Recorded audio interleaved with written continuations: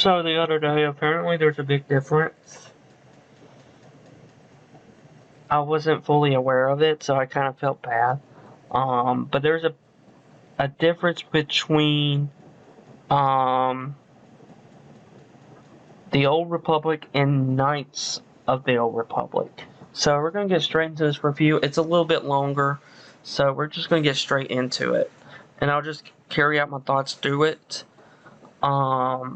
Because I don't like my videos being too long. So let's just go ahead and straight to into it. Matty here today, and with rumors of a remake for Star Wars Knights of the Old Republic possibly being on the Oh, a way, I remake. naturally had a hankering to return to my baby. With that said, I've My seen a baby. shocking amount of comments from people saying that they have yet to play the original, so I figured to make this one of my, I kid you not, 100 plus playthroughs different, I'd actually critique / review the heck out of this game for modern times to see how it's held up. So I promise you, while this is my favorite game of all time, the fanboy goggles are off. Let's do this, beginning with the Okay. story. What I believe separates KOTOR are the familiarities we expect from Star Wars nowadays that aren't immediately apparent. We see vibroblades and metallic Sith armor as we navigate the crumbling Endar Spire to start it off. Our first presentation of a Jedi is to stay as far away as possible, only to hopefully not interfere, thus giving this impression to the player that it's this far-off, unattainable power. As you make more and more strides towards that inevitable Jedi way of life, it's noticeably dripping in politics, with plenty of personal points of view from the Jedi Council conflicting. This mixture is an almost medieval meets science fantasy, which helps make KOTOR so different. Even the architecture, while naturally dated thanks to the tech this game was built on, is created in such an elegant fashion that it screams that these were some of the very first building blocks of the Republic and Sith Empire. So as you wrap up the Endar Spire and arrive on Terrace, your goal is to find Bastila Shan, a female Jedi officer who has been kidnapped and tried to escape this now quarantined planet. The goal after escaping is to head to Dantooine to allow you and your team to regroup and eventually chase down the elusive, well-hidden star maps. One of the things I tried to look closely at was KOTOR's pacing. Is the beginning truly slow? Something I've seen more and more as time has gone on. Oh, it And in is. many ways, yes. However, I feel it's to the game's benefit, familiarizing the player with the aforementioned vibroblades, heavy armor, blasters, and the lack of the Force are all elements that I believe helps ground the universe, and extended exposure to this style of Star Wars, which we don't see much, helps infinitely. As I said though, the beginning is quite slow.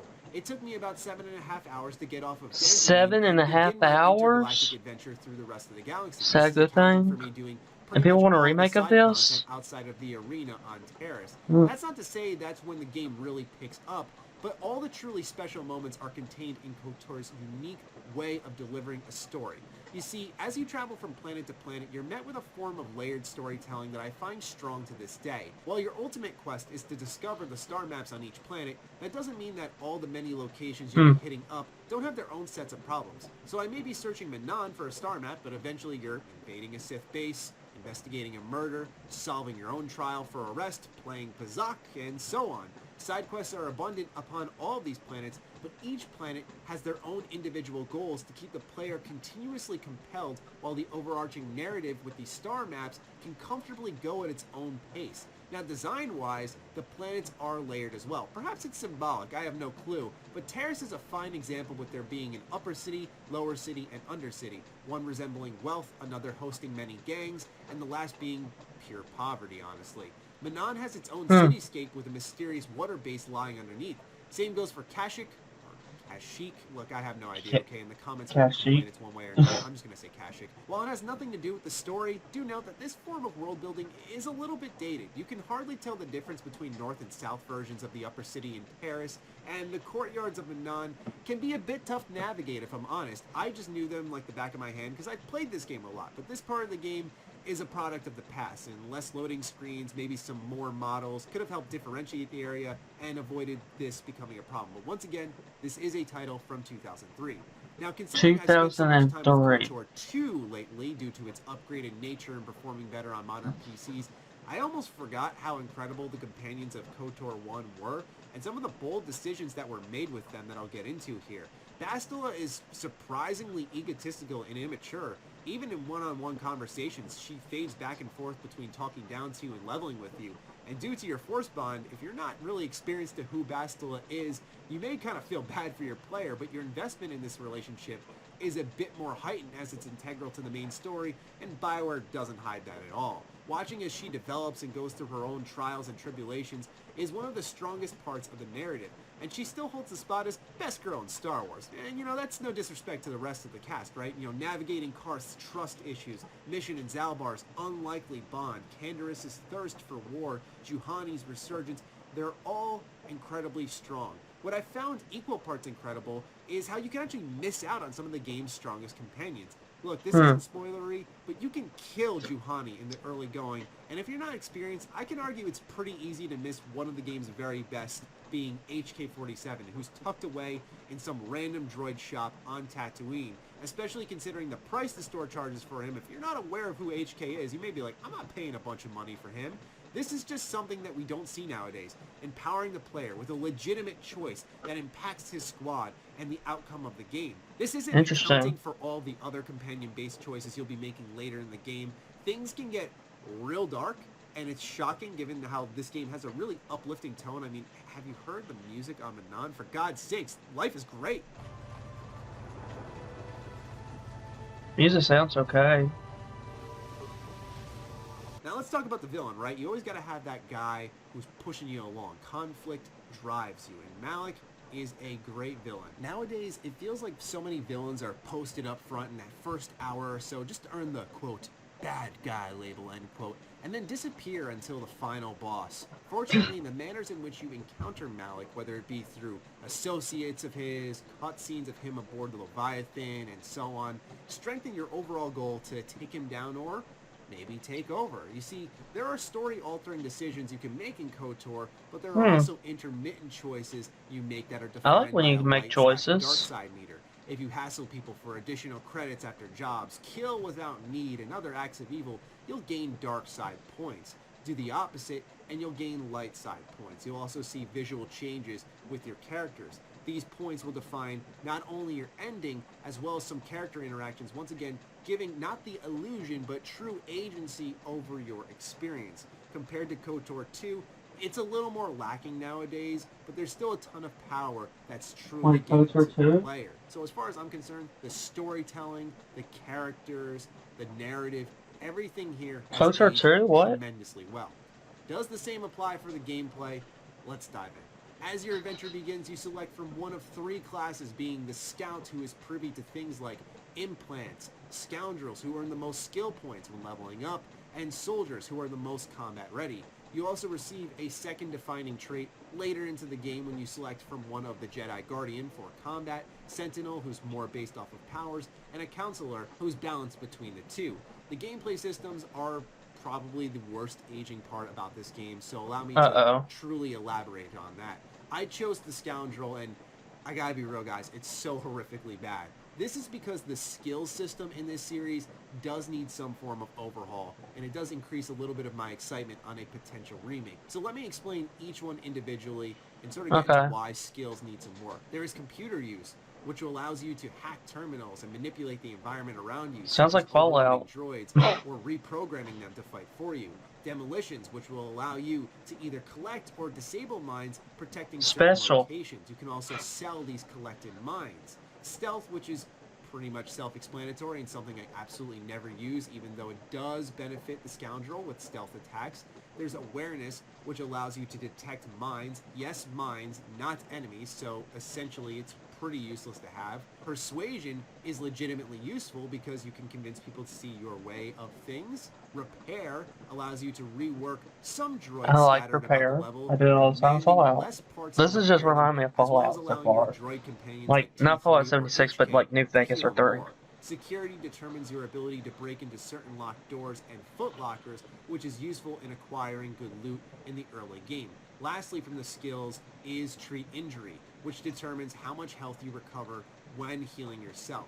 Given that every character has access to this same set of skills, it's super easy to round out your party for what you need, such as letting Mission handle demolitions and computer use, while my character will make use of persuasion and security and so on. Everyone's going to need a little bit of Treat Injury, but that's manageable. So effectively, the Scoundrel's access to more skill points every time they level up is almost entirely useless given the lack of use half the systems receive. Now, don't worry, it's not all poorly aged because there are attributes. These are much more defining and exciting. To understand attributes, though, let's simplify KOTOR's combat system. It's based on the 3rd edition of D&D, so essentially all tactics are decided by a dice roll. Using a specific attack like power attack to hit your foe for massive damage will also give you a risk of a -3 to hit penalty on your roll. So you can hit them very hard, but you get -3 on that roll, and there's a chance you completely whiff, which then leaves you open. So there are little subsystems built into the game. I don't know if I would like that. Let's look at the attributes. You have strength, which determines how hard you hit a foe Yeah. with a melee attack and your chance to land said attack. There's dexterity, which defines not only how hard you are to hit, but your rolls for when you throw grenades and shoot your blasters. So this That's is the same for Fallout, but for you people who can want to try to either be even that more out. defensive-minded or they want to be a I don't bounty mind hunter, the gunslinger, what have you. attributes. Constitution defines how many I was thinking vitality in a points you different receive way for a every time you second level because of up. how he was And let me just say explaining this it. as a pure bounty hunter scoundrel in this playthrough, you may not want to ignore this one as much as I did, or you'll die a lot.